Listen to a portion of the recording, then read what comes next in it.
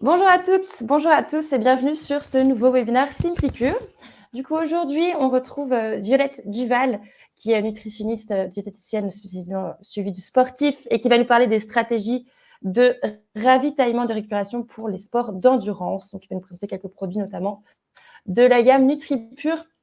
Avant de vous laisser la parole, Violette, je rappelle simplement le fonctionnement de la plateforme Bitmarker pour ceux qui ne connaissent pas encore. À tout moment, vous pouvez poster des messages dans le chat. Si vous avez des problèmes au niveau du son ou de l'image, je peux vous aider là-dessus. Si vous avez des questions, donc vous êtes invité bien sûr à les poser tout du long de la présentation et Violette prendra 15 minutes à la fin pour vous répondre. Donc, essayez de les poser dans la rubrique Q&A que vous pouvez voir apparaître. C'est plus simple pour nous pour y revenir à la fin. Vous aurez accès au replay et à la présentation, donc aux slides aussi dans l'après-midi directement depuis la plateforme Simplicure. Donc, ne vous en faites pas pour ça. Il y a souvent des questions par rapport à ça. Mais sans plus attendre, je vais vous laisser la parole. Peut-être, Juliette, vous présenter un petit peu et passer sur commencer cette présentation. Et moi, je reviens à la fin. Hop. Donc moi, je m'appelle Violette Duval, je suis diététicienne en libéral, donc j'encadre particulièrement les sportifs d'endurance, mais aussi de sports d'hiver. Je travaille beaucoup aussi en troubles du comportement alimentaire, donc que ce soit avec des personnes qui soient plus ou moins sportives, parce que très souvent, on a les problématiques qui sont liées, et sur d'autres problématiques de façon plus générale qui concernent du coup une approche diététique. À titre personnel, je pratique plusieurs sports d'endurance, notamment la course à pied et le trail, un petit peu le triathlon aussi, où je suis licenciée en club. Et donc voilà, au quotidien, j'accompagne des sportifs loisirs ou de niveau compétitif qui cherchent la performance pour justement améliorer leur chrono ou tout simplement répondre à des problématiques comme les troubles digestifs qui restent une cause d'abandon majeure sur les épreuves d'endurance et particulièrement de longue distance. Donc aujourd'hui, on va parler du coup des stratégies de ravitaillement des sportifs d'endurance. Donc l'idée, c'est que vous puissiez comprendre et pouvoir fournir éventuellement aux athlètes que vous encadrez les meilleures stratégies, les protocoles en tout cas qu'on propose aujourd'hui à partir des études scientifiques, de la science, de toutes ces connaissances-là, pour pouvoir avoir du coup des stratégies nutritionnelles qui répondent au mieux aux besoins de la performance tout en limitant au maximum l'inconfort digestif et les difficultés de ravitaillement. Et enfin, tout ce qui va concerner du coup la micronutrition et la période de récupération pour permettre tout simplement de récupérer plus facilement d'un effort et de retourner à la compétition plus rapidement. Donc pour commencer, ce que je vous propose, c'est de comprendre l'importance de la stratégie de ravitaillement dans les sports d'endurance. Donc l'idée, c'est de comprendre que les dosages et la qualité donc en termes de macronutriments et de micronutriments du ravitaillement vont être fondamentales. Non seulement il faut apporter la bonne source d'énergie ou les bonnes sources d'énergie aux sportifs, mais il va falloir trouver le bon dosage. Tout simplement parce qu'un manque de ravitaillement va entraîner un épuisement des réserves énergétiques, un risque d'hypoglycémie, le mur, notamment sur des épreuves comme le marathon, donc des épreuves relativement courtes, mais on peut aussi le retrouver sur des épreuves de plus longue distance, tout simplement quand le glycogène musculaire arrive à épuisement. Un risque de déshydratation en cas d'insuffisance de ravitaillement en eau et un risque d'hyponatrémie ou d'hypernatrémie en fonction de la stratégie de ravitaillement hydrique. Tout simplement, l'hyponatrémie, c'est une diminution du taux de sodium dans le sang et l'hypernatrémie, c'est une augmentation excessive du sodium dans le sang, les deux ont des symptômes qui peuvent être très problématiques, non seulement dangereux pour la santé, mais à des effets moindres, tout simplement des effets sur la performance. Ça peut entraîner des nausées, des vomissements, ce genre de symptômes, et donc réellement bloquer la performance. L'hyponatrémie, elle intervient plutôt quand on a un excès de ravitaillement en eau, et l'hypernatrémie quand on a une déshydratation marquée. Donc, ça peut aussi être un manque ou un excès de sodium dans l'alimentation, de ravitaillement, du coup, par rapport à la stratégie hydrique. Les excès en termes de ravitaillement peuvent aussi engendrer des effets secondaires, parfois tout aussi importants que les effets qui sont liés au manque de ravitaillement. C'est pour ça que c'est intéressant et très important d'avoir le juste milieu. Un excès de ravitaillement va pouvoir entraîner des troubles gastriques, de la même façon que si on n'utilise pas le bon type de ravitaillement. Donc des troubles gastriques, des troubles intestinaux. Les troubles gastriques, c'est ce qu'on va appeler les troubles digestifs supérieurs. Les troubles intestinaux, les troubles digestifs inférieurs. Et donc également un risque d'hypo ou d'hypernatrémie en fonction du dosage d'eau et de sodium.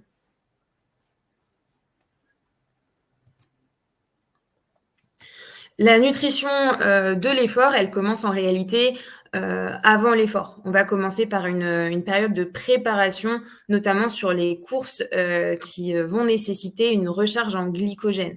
Donc, on va être sur des courses de type marathon et au-delà, parce qu'on est sur des courses où on va nécessiter des réserves en glycogène particulièrement importante pour faire face à l'épreuve, puisque le ravitaillement ne va pas pouvoir suffire à couvrir l'intégralité des dépenses énergétiques et que le glycogène est une ressource très limitée dans le corps. Donc, ça va commencer par une surcharge en glycogène musculaire avec des protocoles de recharge glucidique avant la course. Le matin de la course, on va veiller à assurer une bonne hydratation et à recharger le glycogène hépatique. Donc, le glycogène hépatique, c'est celui qui régule principalement la glycémie et donc va nous permettre d'éviter l'hypoglycémie à l'effort. Pendant la course, il va falloir surveiller l'hydratation, le ravitaillement en glucides, l'apport en sodium, éventuellement de la caféine pour certains types d'épreuves et pourquoi pas des apports en électrolytes et en protéines si on est sur des distances qui commencent à être relativement longues. Juste après l'effort, on va plutôt privilégier la réhydratation, la recharge en glycogène, donc notamment hépatique, de faire en sorte que la glycémie remonte et que le foie puisse se recharger correctement. Et sur le long terme, on va essayer de recharger correctement en électrolytes, en protéines, en glucides, pour faire en sorte que le corps puisse retourner à son homéostasie. Et c'est là que certains compléments alimentaires peuvent également accélérer la récupération. Les protocoles de recharge glucidique, c'est pas le sujet de cette intervention aujourd'hui, mais brièvement, l'idée, ça va être d'augmenter massivement l'apport en glucides par rapport aux autres macronutriments, sans trop dérégler la balance énergétique, donc sans entraîner une suralimentation non plus les jours avant l'effort, et de privilégier des repas d'avant-course qui soient pauvres en fibres et en graisses pour limiter l'inconfort digestif et riches en glucides très digestes qui vont être rapidement métabolisés, rapidement digérés et directement prêts pour la performance. Donc, dans cette première partie, ce que je vous propose, c'est de voir les recommandations qu'on a aujourd'hui à partir des protocoles scientifiques et des études scientifiques concernant le ravitaillement du sportif. Donc, le but, c'est de compenser des réserves corporelles qui soient limitées. Donc, ça, c'est quelque chose qui va intervenir sur les efforts en général de plus de 3 heures. À partir de 2h30, 3 heures, on commence à avoir un épuisement massif du glycogène parce qu'on est sur des épreuves où on va avoir une intensité d'effort qui est importante. Et du coup, c'est la glycolyse qui a le dessus avec une consommation accrue de glycogène, de glucose, qui va diminuer drastiquement les réserves assez rapidement. Plus on augmente la durée de l'effort, plus on va avoir besoin d'un apport en glucides important, justement pour éviter le fameux mur, c'est-à-dire l'épuisement du glycogène. L'intensité de l'effort va aussi jouer sur la quantité de glucose qui est consommée à l'effort, tout simplement parce que plus l'effort est intense, plus la proportion de glycolyse par rapport à la proportion de lipolyse est importante. Et évidemment, les glucides améliorent la performance et diminuent les dommages musculaires. C'est pour ça que ça va être particulièrement important. Outre cette déplétion en glycogène, on a aussi des bénéfices sur le chrono final et sur la récupération derrière. Donc, en fonction de la durée de l'effort, on va pouvoir être sur du 30 grammes par heure, du 60 grammes par heure ou du 90 grammes par heure. Et ce qu'on va voir, c'est que au-delà de 60 grammes par heure, on va avoir besoin d'un entraînement digestif parce que sinon, le système digestif ne peut pas tolérer des quantités aussi importantes lors d'un effort sans entraînement particulier, sans accoutumance. Au niveau des glucides, on en a différentes sortes qui sont utilisés à l'effort. On va avoir du coup des sucres complexes qui vont avoir une diffusion qui va être lente, qui va être sur la durée de l'effort, mais qui nécessite un effort de digestion aussi plus important, qui vont être plus adaptés aux efforts de basse intensité. On va avoir le glucose, qui est le glucide principalement utilisé, mais son oxydation est limitée à 60 grammes par heure. Donc, ça veut dire qu'on va être obligé de compléter avec notamment d'autres sucres simples comme le fructose. Et on va aussi utiliser des disaccharides, donc c'est-à-dire qu'on n'est pas sur de l'amidon, par exemple, on n'est pas sur des grosses molécules, mais on va être sur des intermédiaires, donc sur des glucides simples, mais avec 2 molécules. Et ces disaccharides, on va en trouver, par exemple, dans la maltodextrine. Donc, on est sur des sucres d'assimilation rapide. La maltodextrine n'est pas un sucre lent, mais qui vont du coup proposer d'autres voies d'assimilation. Ce sont des glucides qui vont utiliser chacun des transporteurs différents et qui vont se compléter dans la stratégie de ravitaillement pour faire en sorte d'avoir de l'énergie à plus ou moins long terme et d'assurer une continuité énergétique tout au long de l'effort. Ce qu'il faut savoir aussi, c'est que l'hypoglycémie réactionnelle n'existe pas pendant un effort, puisque pendant l'effort, la production d'insuline est très, très limitée.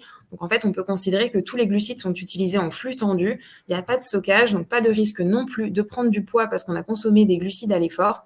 Très souvent, les sportifs vont être réticents à l'idée de consommer des glucides pendant un effort sportif. Il faut bien comprendre que métaboliquement, c'est particulièrement avantageux de les consommer à ce moment-là, puisque ça va leur permettre d'améliorer leur performance en course ou à l'entraînement, donc de s'entraîner mieux, de récupérer plus rapidement et sans pour autant prendre le risque de prendre le moindre gramme, puisque tout va être utilisé réellement en direct. L'hyperglycémie n'est pas vraiment possible non plus, parce qu'en général, on est sur des efforts qui sont relativement intenses.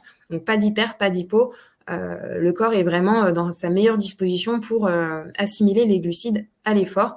Et ça va éviter notamment les fringales après l'effort des sportifs qui ne consomment pas de glucides et qui, du coup, terminent leur effort avec une sensation de fatigue très importante et parfois de grosses fringales.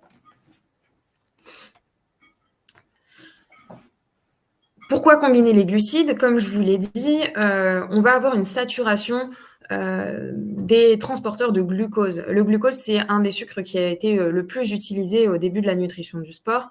Mais on pensait alors qu'on ne pouvait assimiler que 60 grammes de glucides par heure parce que les transporteurs du glucose se retrouvent saturés au-delà de ce dosage-là. En fait, c'est tout simplement parce qu'on n'avait pas encore combiné d'autres sources de glucides et qu'on se rend compte que le ravitaillement avec un mélange de glucose-fructose est plus efficace et que ça permet de monter au moins jusqu'à 90 grammes par heure. Et aujourd'hui, on a des cyclistes ou des trailers qui montent jusqu'à même 120 grammes de glucides par heure.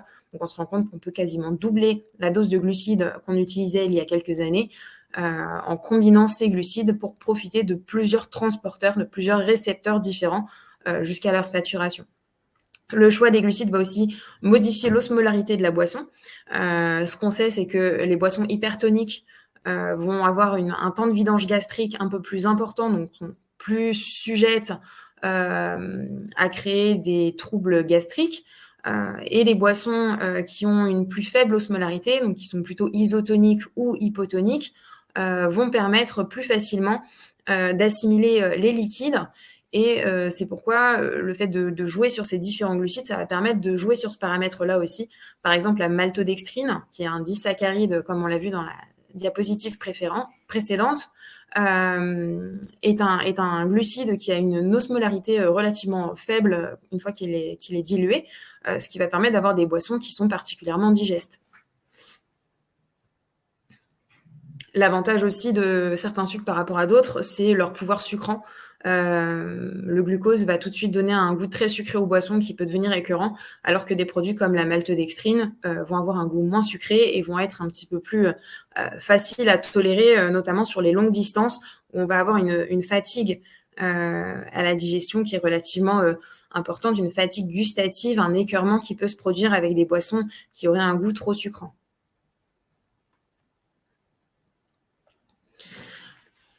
Comme je vous l'ai dit, au-delà de 60 grammes de glucides par heure, on est obligé de s'entraîner au ravitaillement. Le système digestif a besoin de cet entraînement pour digérer correctement, pour accélérer la vidange gastrique. Sinon, on va avoir des glucides qui vont rester trop longtemps dans l'estomac, ce qui va générer parfois des reflux, des sensations de nausée. Tandis que le fait de s'entraîner régulièrement à consommer des glucides à l'entraînement va permettre d'accélérer ce temps de vidange gastrique et du coup de mieux digérer. Au niveau intestinal aussi, on va avoir des améliorations chez les sportifs qui consomment régulièrement des glucides à l'entraînement par rapport à ceux qui n'en prennent pas. De toute façon, on ne prend jamais de nouveaux produits le jour d'une course. Il faut toujours les tester à l'avance, que ce soit pour des raisons digestives ou des questions de logistique. Il y a beaucoup de sportifs qui se font avoir régulièrement parce qu'ils n'ont pas testé des produits en conditions d'épreuve, notamment sur des épreuves un petit peu extrêmes comme le marathon des sables ou la Saint-Élion, où on a des variations de température qui sont importantes.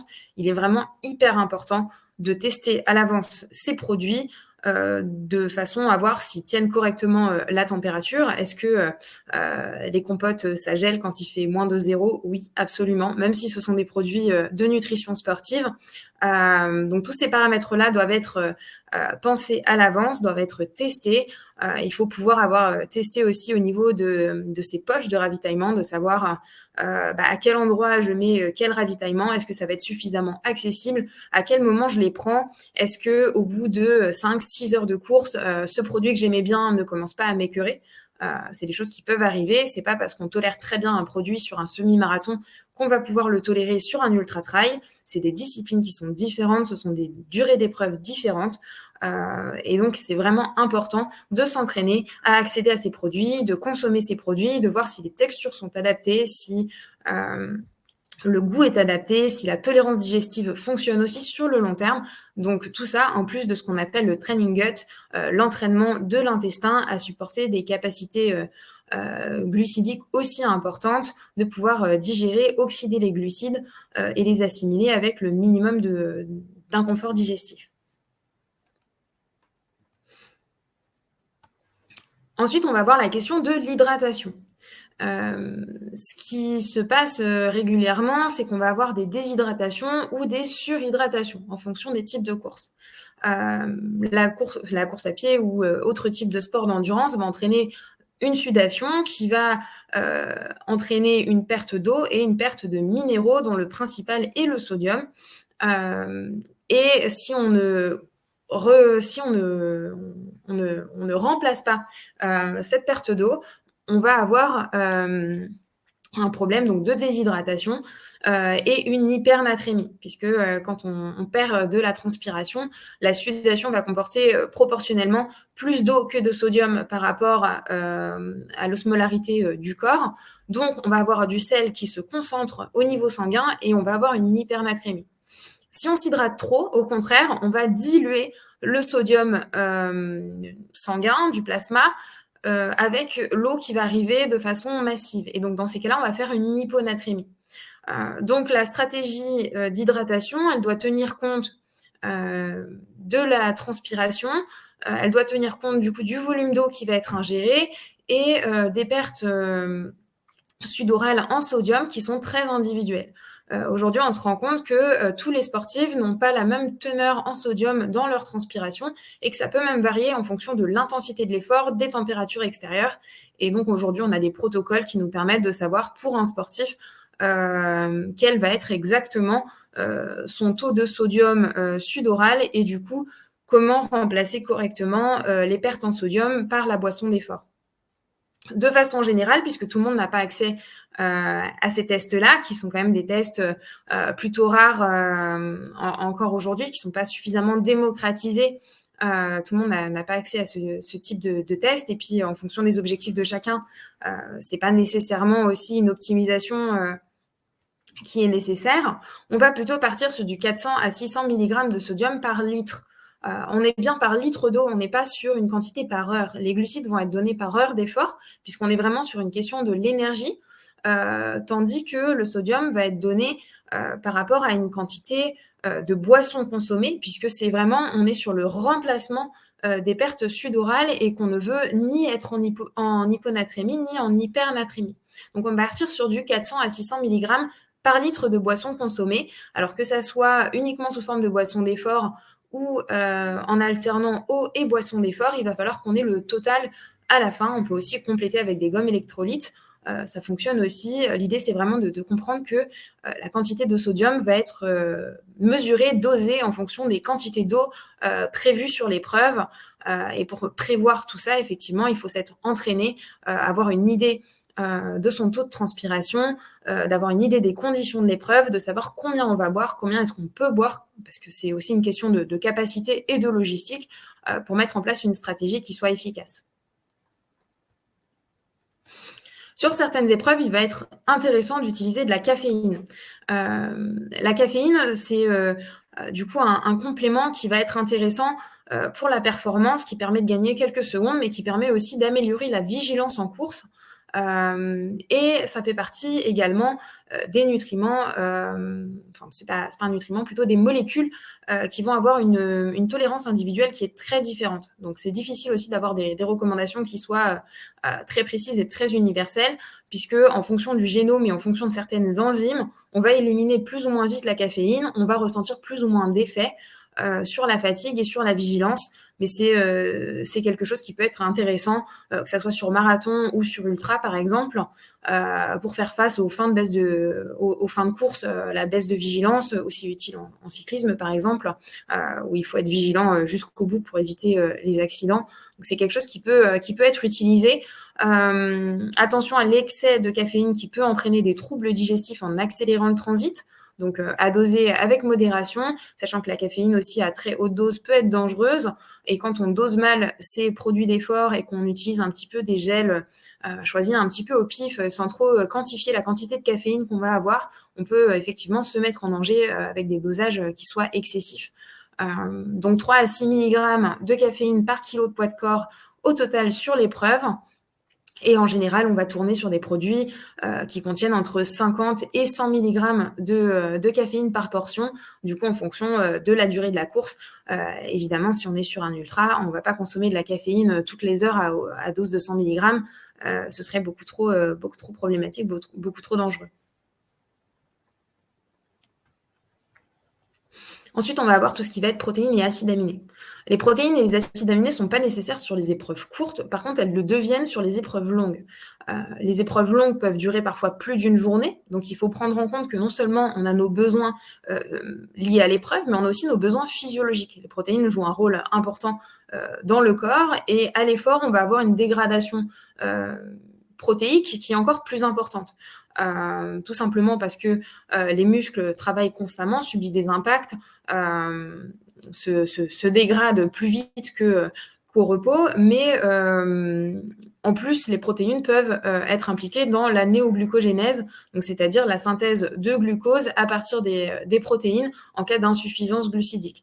Donc, à l'effort, on a une dégradation protéique qui est plus importante, et sur des épreuves qui vont durer 8, 9 heures, 10 heures, voire une journée ou plusieurs jours, il est très important de continuer à apporter des protéines en continu, soit sous forme de protéines, soit sous forme d'acides aminés, comme les BCA ou les AAE, donc les acides aminés essentiels, qui sont du coup plus digestes au niveau des protéines. On va en avoir un petit peu dans les aliments de ravitaillement, mais le fait de la consommer sous forme de poudre ou sous forme d'acides aminés, ça va diminuer au maximum le travail digestif et permettre au corps de profiter des protéines le plus rapidement possible, sans avoir un coût de digestion très élevé, puisque les protéines ne sont pas le nutriment le plus simple à digérer, le moins coûteux en termes de digestion.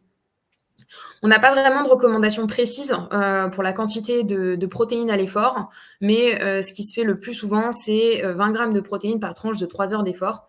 Donc, quand on dit protéines, on parle aussi d'acides aminés. Donc, finalement, sur un effort qui va durer toute une journée, ça commence à faire des dosages de protéines qui sont relativement importants. Donc, intéressant à intégrer sous forme de boisson d'effort ou sur des ultras, par exemple, sous forme de viande maigre. Ça peut être, par exemple, du jambon blanc dans des sandwichs pour les trailers qui mangent facilement du salé. Ça permet aussi d'apporter de la variété et du coup de diminuer la lassitude des aliments très glucidiques. Donc ensuite, on va évoquer la question du choix de ces produits nutritionnels, puisque dans un marché où il y a énormément de produits qui existent avec des compositions qui sont très variées, on ne sait pas toujours comment les choisir. Donc là-dessus, on a quelques critères qui vont être intéressants. Notamment du coup par rapport à leur catégorie, on va avoir des produits de nutrition du sport, donc c'est-à-dire des produits qui sont dédiés aux sportifs, et les aliments courants qui vont être présents sur les tables de ravitaillement. L'avantage d'utiliser des produits de nutrition sportive, c'est qu'on va pouvoir mesurer vraiment au gramme près sa nutrition à l'effort, être autonome, avoir des produits qu'on tolère bien, des produits qui ont été conçus pour être digestes, donc ça va être très intéressant. En revanche, parfois on a peu de variété, ce qui peut entraîner un petit peu de fatigue gustative, et tout simplement on va devoir les transporter. Donc par exemple sur les ultras, on va avoir des stacks de délestage de temps en temps, donc on va pouvoir avoir des points de ravitaillement avec nos propres produits, mais c'est pas toujours le cas. Donc il faut considérer par exemple que sur un marathon, il va falloir porter quelques gels et que ça fait du poids en plus, donc c'est malheureusement l'inconvénient. Et en revanche, pour les aliments qui sont présents sur les tables de ravitaillement, donc en général, ça va être des bananes, des fruits secs, des produits apéritifs, des carrés de sucre, du chocolat, du coca, par exemple, sur certains trails. L'avantage, c'est que gustativement, ça apporte de la variété, tout simplement. On est sur des aliments qui sont plaisants, qui vont changer un petit peu de tout ce qui est gel et boissons d'effort. Ils ont l'avantage aussi de ne pas être transportés, puisqu'on va les trouver directement sur les points de ravitaillement. Mais en revanche, on va contrôler beaucoup plus difficilement les quantités, le ratio glucose-fructose. Et ce sont des produits qui peuvent parfois causer des troubles digestifs, surtout quand les ravitaillements ne sont pas forcément adaptés. Sur certaines courses, on va trouver de la charcuterie, du fromage, des fruits secs, type amandes, etc., des noix de cajou, qui ne sont pas forcément adaptés à l'effort et qui peuvent causer plus de troubles digestifs qu'autre chose. Au niveau du solide et du liquide, ce qu'il faut savoir, c'est que le liquide, c'est un petit peu le ravitaillement universel. Il est vraiment possible sur toutes les intensités d'effort, sur toutes les courses. Donc, c'est facile à assimiler, très peu de digestion. Ça favorise la plupart du temps l'hydratation, puisqu'on a beaucoup de boissons d'effort qui peuvent être utilisées. Ça facilite vraiment le ravitaillement puisqu'il n'y a pas d'effort de mastication. Donc, c'est quelque chose qui peut être utilisé, donc que ce soit les boissons d'effort ou les gels, de façon bien plus pratique, bien plus simple que les aliments solides. Les aliments solides, eux, ils ont une absorption plus lente, donc ça va diffuser plus lentement le sucre dans le sang, ce qui peut être intéressant sur les efforts très longs. Et ils vont apporter aussi de la variété en termes de sensations gustatives, que ce soit au niveau de la mastication ou des goûts qui sont souvent plus variés. Malheureusement, on va devoir les limiter aux efforts qui ne dépassent pas 60% du VO2 max, donc plutôt les longues distances. Sur vélo, c'est aussi plus facile de consommer des aliments solides parce qu'il y a moins d'impact, et donc par rapport à de la course à pied où les impacts empêchent de mâcher, ça va être relativement plus facile. En trail, on va pouvoir profiter des aliments solides, notamment lors des côtes où on a tendance à plus marcher, où c'est plus facile de se ravitailler que sur les portions plates où on va courir ou dans les descentes. Au niveau du choix des gels, ce qui va être important, c'est le ratio glucose-fructose si la stratégie dépasse 60 grammes par heure. Si ça ne dépasse pas 60 grammes par heure, le ratio glucose-fructose n'est pas très important. Mais dès qu'on arrive sur marathon, en général, on est sur des stratégies à plus de 60 grammes par heure. Donc, intéressant de regarder glucose-fructose. Au niveau du grammage, là, ce qui va être intéressant, c'est plutôt la question logistique. Si on est sur des gels qui n'ont même pas 20 grammes de glucides, il va en falloir beaucoup. Ça fait beaucoup d'emballage, c'est compliqué à promener. C'est quelque chose qui ne va pas être optimal en termes de logistique. En fonction de la stratégie, on va même pouvoir monter sur des gels de 45 grammes de glucides. Si par exemple on est sur du 90 grammes de glucides par heure, on peut très bien avoir des gels de 45 grammes et en prendre un toutes les demi-heures. Ça peut fonctionner. La caféine, il va falloir l'adapter de façon globale. Donc, pourquoi pas alterner entre des produits caféinés et non caféinés en fonction de la stratégie. Au niveau du sodium, on va essayer de les limiter au niveau des gels, puisque très souvent, ça risque de faire doublon avec la boisson d'effort. Et donc, il faudrait éviter d'avoir un apport excessif en sel au niveau des gels. Donc, moi, je déconseille les gels qui sont trop riches en sodium. Après, évidemment, ça dépend quelle quantité va être bu, mais par exemple, sur un marathon où on se ravitaille quasiment exclusivement avec des gels, on ne boit pas suffisamment pour diluer le sodium présent dans les gels, et du coup on a plus un risque d'hypernatrémie, surtout que ça va être des distances où on est plus sujet à la déshydratation qu'à l'hyperhydratation. Donc attention au sodium dans les gels. La texture aussi est importante, tout comme le conditionnement. Le but, c'est de pouvoir sortir rapidement le gel du produit, de ne pas s'en mettre partout, d'avoir quelque chose qui tienne facilement dans les poches et d'avoir un goût surtout qui ne soit pas trop écœurant. Mais ça, c'est assez propre à chacun et ça dépend de la distance. Autant sur une course relativement courte, on va pouvoir se permettre d'avoir des gels avec des goûts un petit peu sympas. Et puis par contre, dès qu'on va monter sur des épreuves longues, on va plutôt privilégier le neutre qui sera moins écœurant sur le long terme.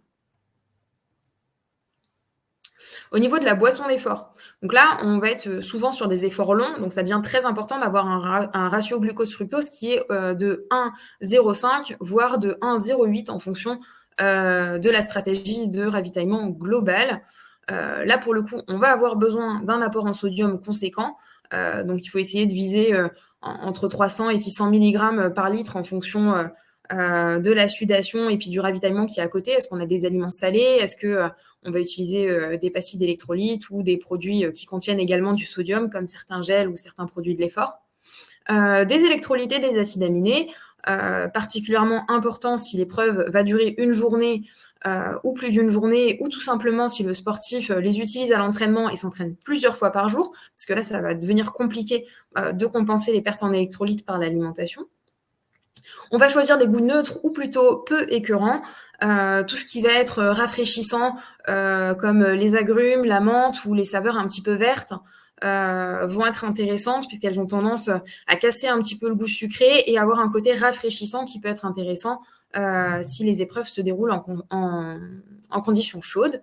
Et enfin, il va falloir faire attention à la technologie d'encapsulation des glucides qui est utilisée, puisqu'aujourd'hui, on a des technologies qui nous permettent du coup d'avoir une forme d'encapsulation des glucides qui leur permettent de tomber plus facilement au fond de l'estomac et donc d'accélérer la vidange gastrique, ce qui diminue considérablement le risque de troubles digestifs. Donc ça, c'est très important.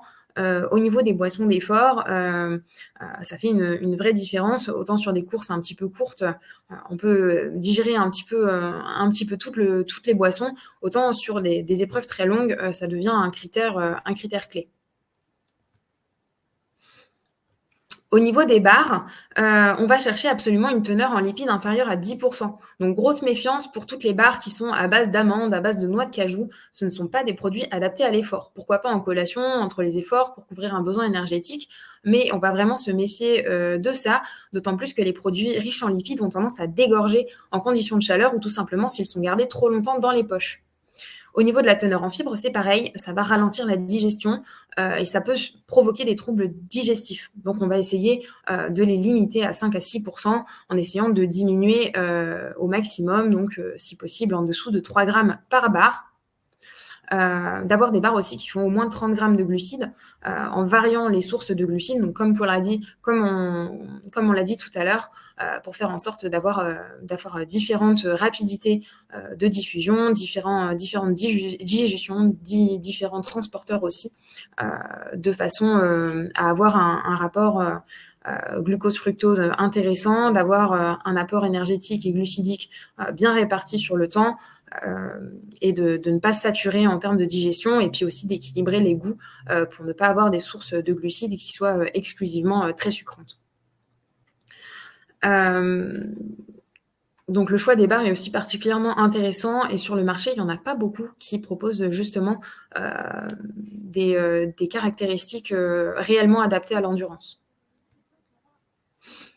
Ce que je vous propose, c'est de voir du coup une stratégie de ravitaillement pour un marathon. Donc, pour un marathon, on va être sur un protocole de recharge en glycogène avant la course. C'est indispensable, surtout pour les coureurs les plus rapides. Si on fait un marathon en 5-6 heures, on va plutôt être sur un effort d'endurance presque fondamental pour tenir aussi longtemps sur la durée. Sur le marathon, plus on va lentement, plus on est obligé de diminuer son intensité de course. Donc là, pour les coureurs les plus rapides, il faut vraiment un protocole de recharge glucidique. Le petit déjeuner 3 heures avant, une boisson d'effort ou un gel avant la course, par exemple à l'échauffement, et ensuite on va essayer de viser jusqu'à 90 grammes par heure.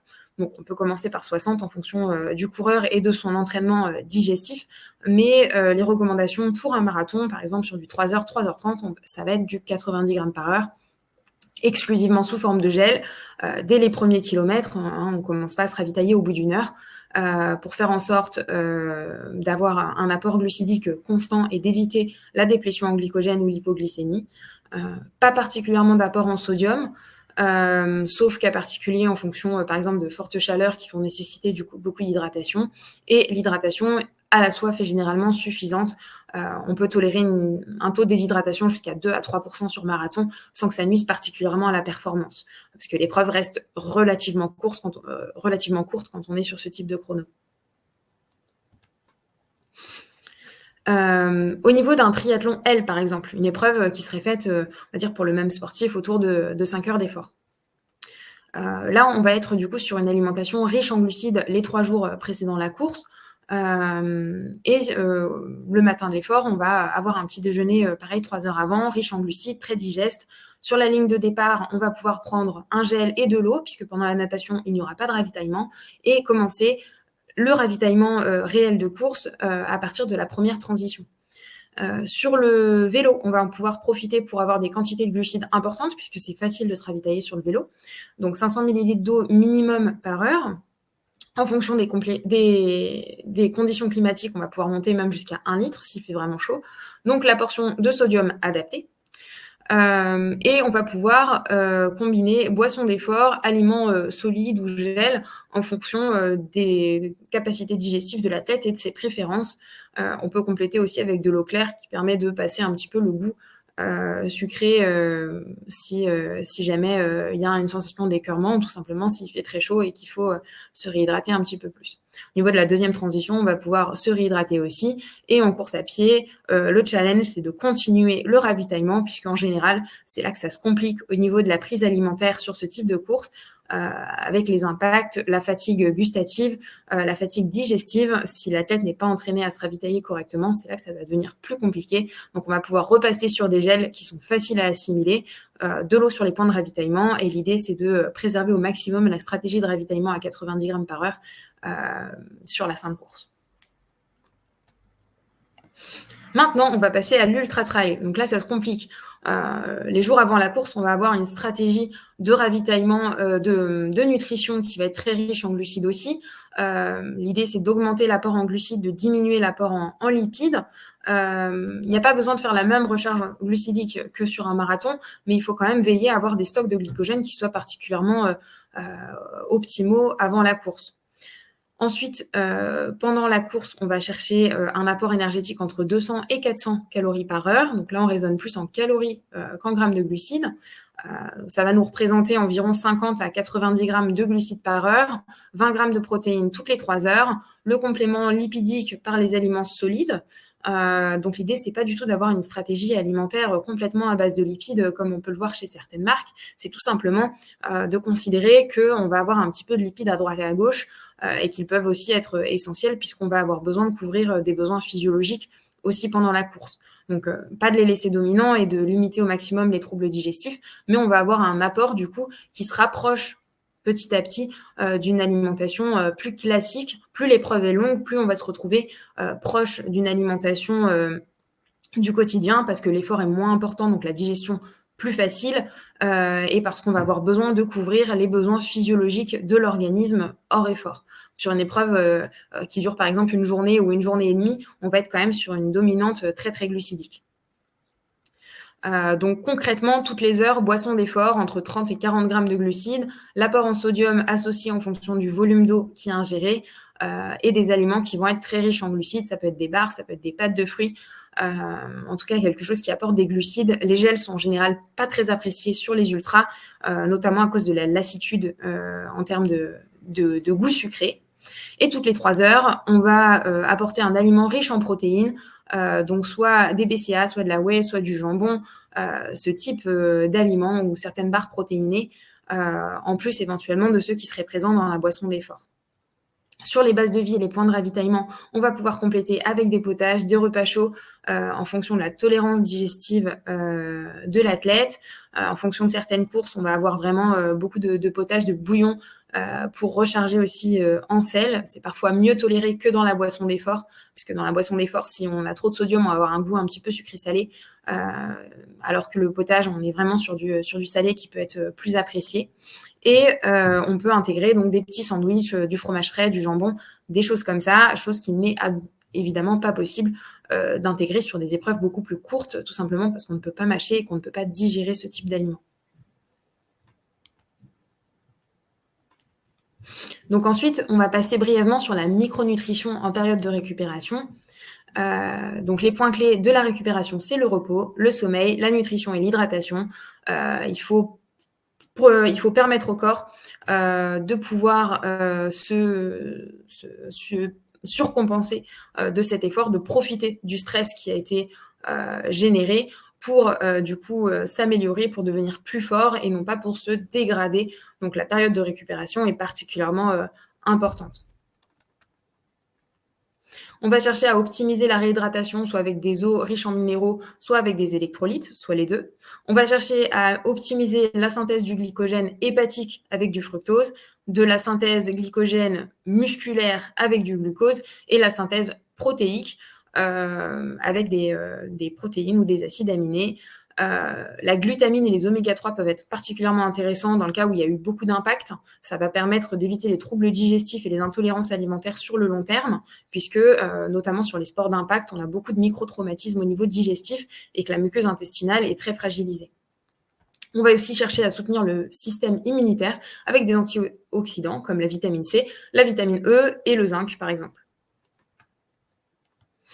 Ce que je vous propose maintenant, c'est de voir les produits de la gamme NutriPure.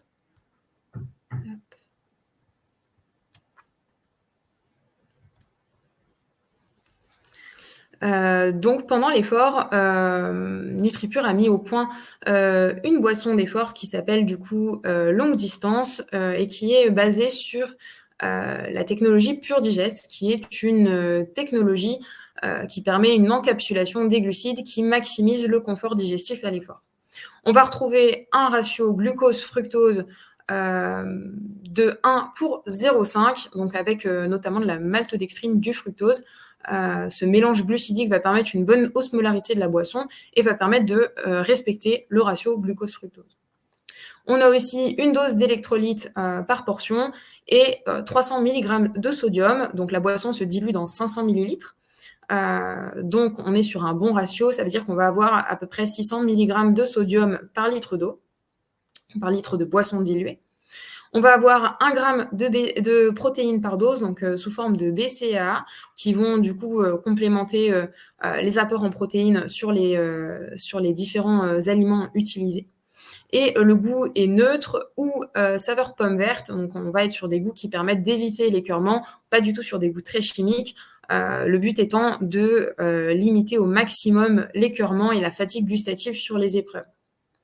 Elle est disponible en sachet individuel, puisqu'on a cette problématique, par exemple sur du trail, de devoir emmener sa boisson d'effort et on va évidemment pas pouvoir emmener un sachet de 1 kg. Donc les dosettes qui sont du coup avec des doses individuelles qui sont pré-dosées vont permettre d'emporter de la boisson sur soi et de pouvoir recharger les flasques à chaque ravitaillement. On va avoir aussi la barre longue distance qui est actuellement visible sur leur site et qui va sortir. Elle sera disponible début mai, donc vraiment dans les prochains jours. On va avoir une barre donc avec 30 grammes de glucides sur une barre de 38 grammes. Donc, on est sur un ratio glucides sur autres macronutriments très intéressant. Puisqu'on est vraiment sur une barre très très glucidique, ce qui va permettre d'éviter d'apporter trop de lipides, d'apporter trop de fibres. On a seulement 4,4% de lipides, donc c'est très bien par rapport aux recommandations de moins de 10% de lipides, et on va être sur seulement 6,3% de fibres, ce qui est également particulièrement intéressant dans la mesure où il y a des vrais fruits qui sont utilisés dans la composition et que l'apport en fibres du coup est inévitable, et on arrive quand même à avoir un taux de fibres qui est assez bas. On va avoir une combinaison de glucides, puisqu'on va avoir 72% donc de fruits. Les fruits sont composés de différents sucres, donc du glucose, mais aussi du fructose. Mais on va avoir de la maltodextrine et de la farine de patate douce, donc qui vont être d'autres types de glucides, qui vont utiliser d'autres types de récepteurs. Et la farine de patate douce va avoir une diffusion également plus lente, donc idéale pour les efforts longs. La texture est relativement moelleuse, donc elle est facile à mâcher pendant l'effort, ce qui va permettre de ne pas avoir de difficultés de ravitaillement sur les épreuves où on va être sur un effort relativement intense.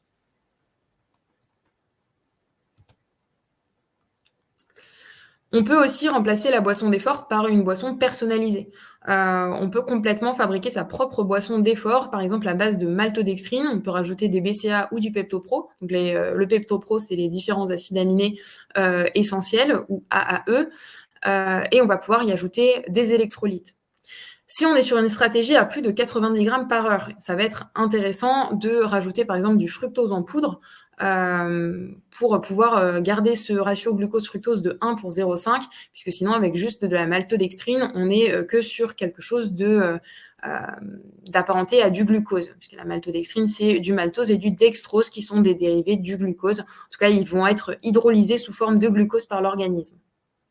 On peut rajouter de l'arôme ou du jus de citron pour rendre le tout plus digeste, et puis varier aussi en fonction des types d'arômes. Donc, l'inconvénient de cette boisson, c'est qu'on va pouvoir l'utiliser à l'entraînement, mais qu'on ne va pas pouvoir emporter trop de boissons à l'effort, ou alors il faut préparer ses propres petits sachets. Et on peut aussi utiliser du jus de raisin en ratio de 1 pour 1 avec de la maltodextrine, ce qui va nous permettre d'avoir une boisson qui conserve le ratio 1 pour 0,5, donc en utilisant l'ingrédient naturel qui est le jus de raisin et de la maltodextrine, sur lequel on va pouvoir rajouter des électrolytes ou rajouter un petit peu de sodium. Donc à diluer jusqu'à atteindre 500 ml d'eau également. Un produit qui est particulièrement intéressant pour la récupération, ça va être le Pure Recovery. Donc ça, c'est une nouveauté également de la marque. On va avoir dedans des protéines, du collagène, de la créatine et des minéraux. Donc les protéines, elles vont évidemment avoir un rôle direct dans la synthèse protéique, donc idéal pour la régénération des muscles et le fonctionnement globalement du corps. Les protéines sont très importantes en période de récupération. Le collagène va contribuer à la récupération des tendons, à la diminution de l'inflammation intestinale. Je vous ai parlé du risque de troubles digestifs dans les sports à impact, et puis dans les sports d'endurance en général, puisque pendant toute la durée de l'effort, le système digestif est très peu irrigué, ce qui va lui créer un stress important. Donc le collagène a vraiment un effet anti-inflammatoire et un effet de régénération à ce niveau-là, et va permettre aux sportifs de, sur la durée, mieux tolérer son alimentation. On va avoir de la créatine, très utilisée dans les sports de force, mais intéressante aussi parce que ça améliore la resynthèse du glycogène, donc intéressante aussi dans les sports d'endurance, et notamment en période de récupération, donc juste après la séance ou la course. Le magnésium qui vient compléter les pertes de l'effort, donc ça joue le rôle d'électrolyte qu'on aurait pu utiliser en récupération, et du zinc pour son rôle antioxydant, qui va permettre de neutraliser les radicaux libres qui sont créés lors de l'activité physique. Donc un produit intéressant en musculation d'une part, mais aussi pour les sports d'endurance. On peut se fabriquer une boisson de récupération personnalisée, donc avec de l'isolat de protéines, donc soit de la protéine de type whey, soit des équivalences végétales. On va pouvoir ajouter dedans du collagène et ou de la glycine, donc pour ce rôle de régénération des tendons, de la muqueuse intestinale. On va pouvoir ajouter de la maltodextrine pour avoir directement un apport en glucides, chose qu'il n'y a pas dans le Recovery, mais on peut rajouter de la maltodextrine en plus ou consommer une source de glucides à côté. On va pouvoir ajouter de la patate douce pour varier la source de glucides, avoir une source de glucides du coup un petit peu plus lente, et rajouter par exemple des électrolytes pour apporter des minéraux et du sodium dans la boisson. En réhydratation, on peut utiliser des électrolytes. Ça va être particulièrement intéressant puisqu'en réhydratation, en général, après la course, on va avoir tendance à boire beaucoup d'eau. C'est plus facile et puis on se rend compte très souvent qu'on est déshydraté et c'est à ce moment-là qu'on va avoir tendance à boire parfois trop et à diminuer la concentration sanguine de sodium. Donc, le pur électrolyte va apporter suffisamment de sodium, mais aussi d'autres minéraux essentiels perdus dans la transpiration et des vitamines, notamment des vitamines antioxydantes qui vont favoriser le métabolisme et neutraliser les radicaux libres qui sont créés par l'effort. La vitamine C est aussi particulièrement importante. Donc, comme je vous l'ai dit, c'est un antioxydant. Donc, elle est intéressante par rapport au stress oxydatif qu'on observe chez les sportifs après l'effort. Et on a des études qui nous montrent que ça permet de contrer la baisse du système immunitaire après l'effort et ça réduit le risque de contracter des infections dans les semaines qui suivent la course. C'est très fréquent d'avoir des ultra-trailers qui tombent malades une semaine après la course et la vitamine C permettrait du coup, d'après des études qu'on a, de diminuer ce risque-là.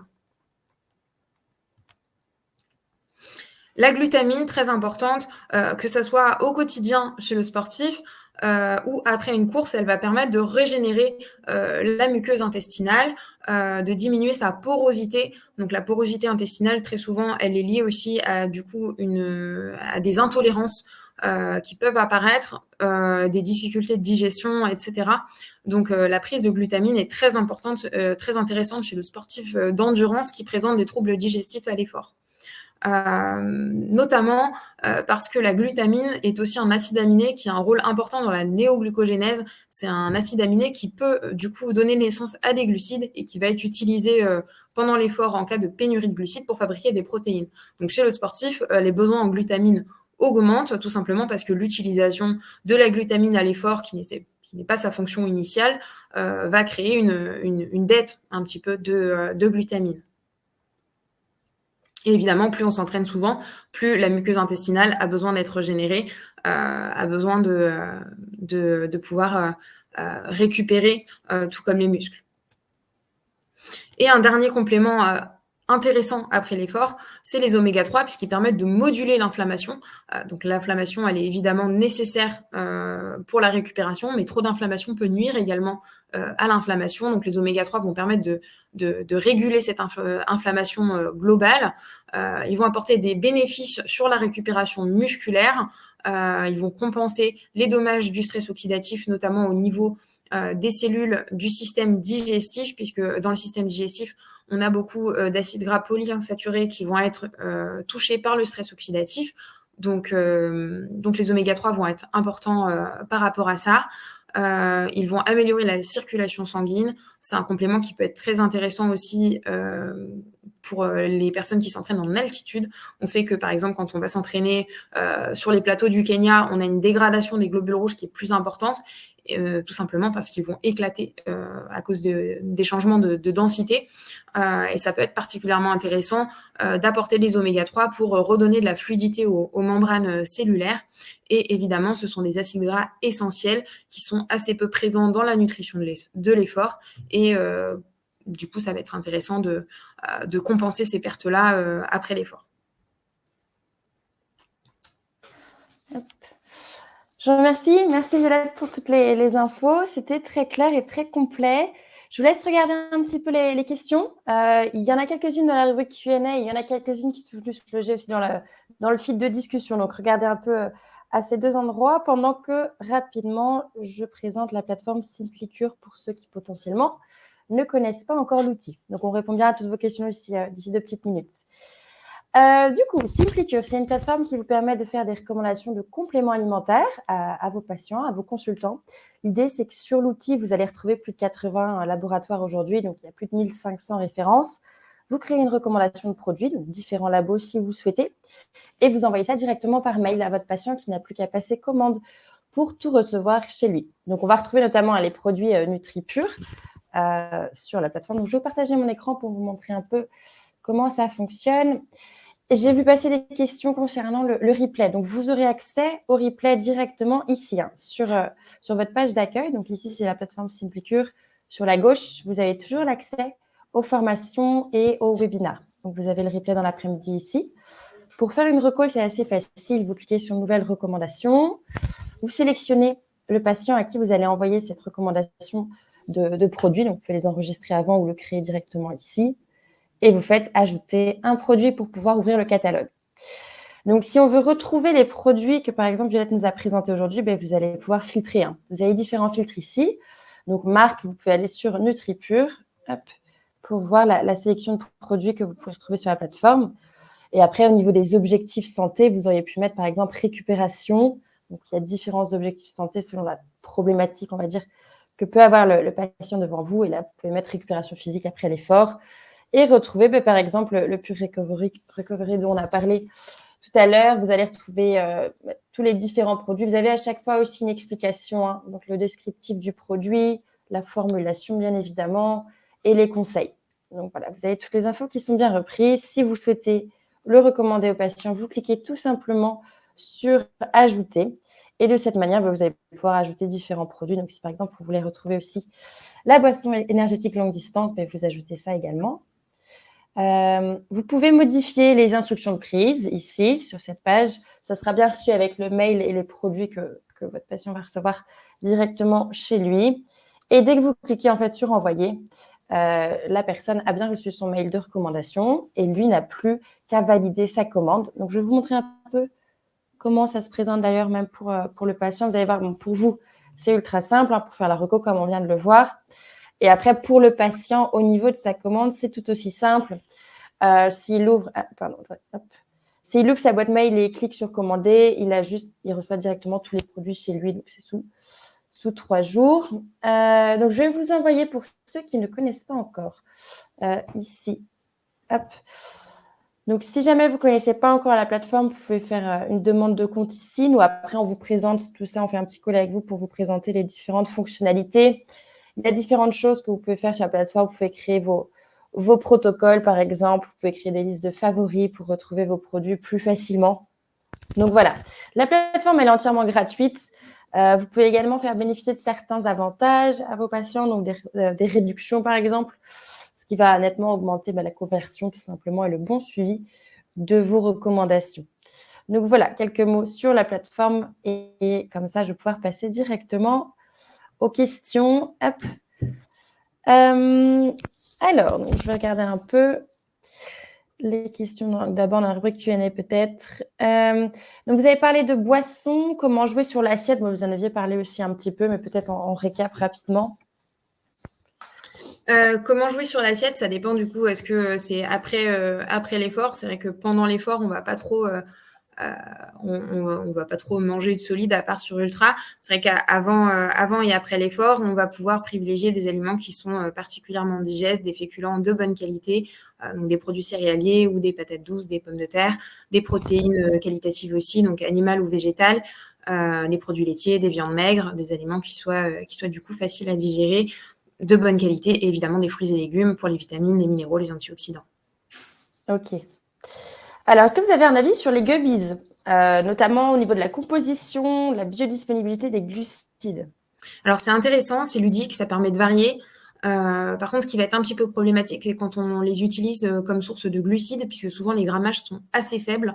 Donc, très souvent, ça devient un mode de ravitaillement qui est un petit peu onéreux et il faut en avoir beaucoup. Mais ça peut être intéressant pour varier. Très bien. Alors, donc si on repart un petit peu de l'assiette, que pensez-vous des pâtes fraîches disponibles au bout de 50 km d'un trail de 180 km?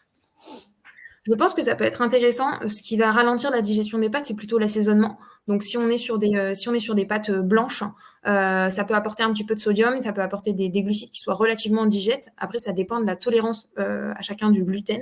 Donc, il y a des sportifs qui vont être sensibles au gluten et pour qui ça ne sera pas une bonne idée. Il va plutôt falloir privilégier du riz blanc. Sinon, pas de souci particulier. Attention quand même aux quantités pour pas surcharger le système digestif. Très bien. Les avantages des poudres, donc notamment sur les protocoles qu'on a présentés, comparés à des gélules, notamment sur la glutamine. Le rapport qualité-prix. En général, on est sur des dosages qui sont importants.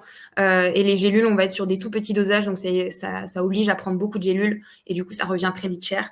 Donc, le fait d'utiliser des poudres quand on a des dosages à 3 à 5 grammes par jour, c'est beaucoup plus intéressant financièrement. Ok. Alors, qu'est-ce que vous appelez protocole de recharge glycogénique pendant une semaine? Qu'est-ce que vous faites exactement? Alors, avant, ce qu'on utilisait, c'était le régime scandinave, donc avec une privation glucidique, puis une recharge glucidique. Aujourd'hui, c'est pas ce qu'on fait parce qu'on n'a pas d'avantage particulier à le faire. Tout simplement, sur une période de 3 jours avant la course, on va recharger au maximum le glycogène. Donc, on va avoir une alimentation qui va être composée de 70% de glucides, alors que normalement, on est plutôt entre 45 et 55%, voire 60% chez les sportifs d'endurance. Mais là, on va vraiment essayer d'augmenter ce ratio. Donc, on va diminuer les lipides en proportion, de façon à ne pas être trop en gros surplus énergétique non plus. Et donc, on va se concentrer sur une alimentation hyperglucidique pour essayer de surcharger au maximum les capacités du muscle en glycogène.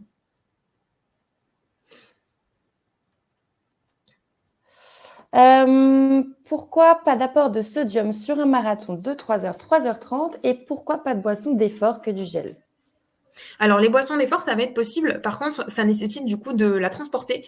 Donc, tous les marathoniens ne sont pas à l'aise à avoir un poids de 500 millilitres ou 1 litre d'eau sur eux. Ça rajoute du poids. Et chez les coureurs les plus rapides, on sait qu'un petit peu chaque gramme compte. Donc, la plupart des marathoniens préfèrent se ravitailler directement sur les tables. Chez les élites, ils peuvent avoir leur propre bidon sur les tables de ravitaillement. Donc, à la limite, eux, ils peuvent consommer des boissons d'effort sans souci. Mais quand on est marathonien et qu'on court avec notre propre ravitaillement, la boisson d'effort peut être un petit peu lourde.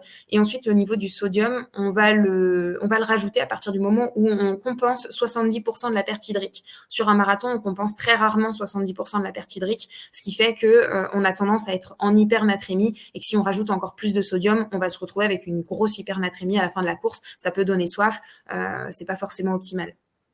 Ok. Si on prend un gel sans boire, n'y a-t-il pas de risque de troubles digestifs type diarrhée, ballonnement, car hyperosmolarité? Ça peut arriver, ça dépend de la tolérance digestive, ça dépend de l'entraînement au ravitaillement. Dans l'idéal, on boit toujours quelques gorgées d'eau avec, mais de plus en plus, on va trouver des gels qui sont fabriqués avec des technologies d'encapsulation des glucides sous des textures un petit peu gel ou des hydrogels qui sont conçus justement pour ne pas avoir à consommer trop d'eau en plus de ça. Très bien. Il y avait des questions aussi concernant. Ouais. Alors, lors d'un effort d'ultra-trail, il me semblait que les filières énergétiques étaient mixtes, lipides et glucides, pas que des glucides, car effort d'intensité modérée. C'est vrai.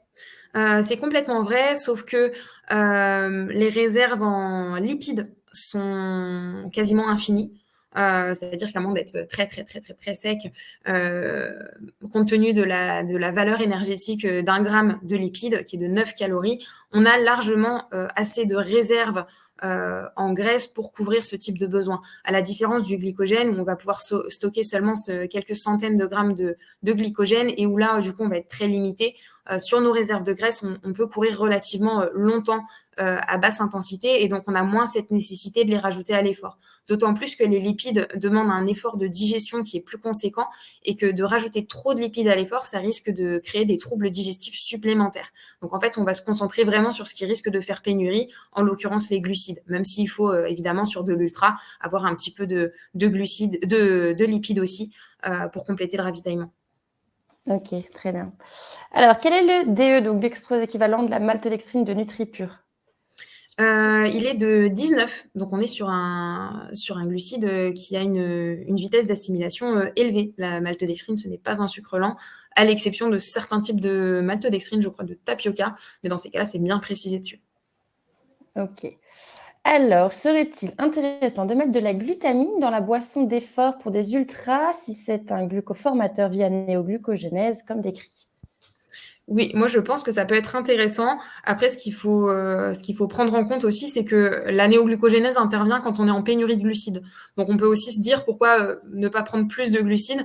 Mais si on a justement atteint la saturation maximale de glucides et qu'on ne peut pas en prendre plus, la glutamine est intéressante à l'effort, effectivement. Ok.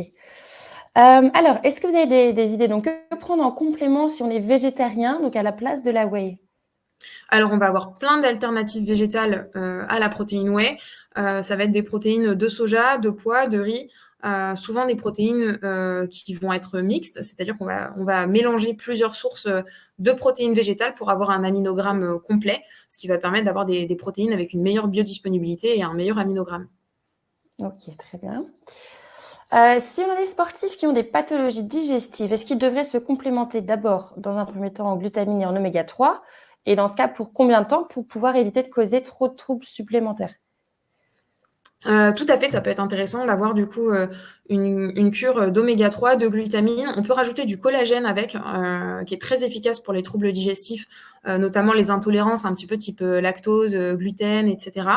Donc sur une cure en général d'un mois, on commence déjà à avoir de bons résultats. Ça permet du coup d'améliorer la sensibilité digestive et ça peut être effectivement quelque chose de préalable à un entraînement digestif sur des quantités de glucides importantes. Ok. Alors, je crois qu'il y a une dernière question qui vient d'arriver. Est-ce que les protéines de pois et de riz sont mieux que celles de soja au niveau de l'aminogramme? Alors, le soja et le pois, il me semble que c'est celles qui ont les meilleurs aminogrammes. Après, le soja est parfois un petit peu décrié. Il y a quand même un petit peu de débat là-dessus, du coup, à cause du côté phytoestrogène. Je suis pas certaine que ça soit vraiment problématique dans la mesure où on n'en consomme pas des quantités astronomiques. NutriPure ont choisi la protéine de pois et de riz, par exemple, justement pour l'aminogramme qui est assez optimal de la protéine de pois, du riz qui vient aussi apporter des protéines de qualité assez digestes et qui viennent aussi proposer une texture au global et une boisson qui a des propriétés organoleptiques les plus agréables possibles, puisque on sait que les protéines végétales sont un petit peu moins gustatives que les protéines de whey qui ont un côté plus lacté, souvent plus apprécié. Ok, très bien. On a fait le tour un petit peu des questions. Je vous remercie d'avoir pris le temps de répondre à toutes les questions et merci encore pour la présentation qui était quand même très complète. Et vous aurez bien sûr accès, pour tous les participants, à cette présentation directement sur la plateforme SimpliCure dans l'après-midi, je le répète. Je vous renvoie le lien si jamais vous n'aviez pas eu le temps de cliquer sur le lien vers la plateforme. Merci encore, Violette, d'avoir été présente ce midi. Je vous en prie. Et puis, merci à vous tous également d'avoir été nombreux également aujourd'hui. Et puis, je vous donne rendez-vous donc la semaine prochaine pour des nouveaux webinaires ici avec la plateforme SimpliCure. Bon après-midi à tout le monde. Merci.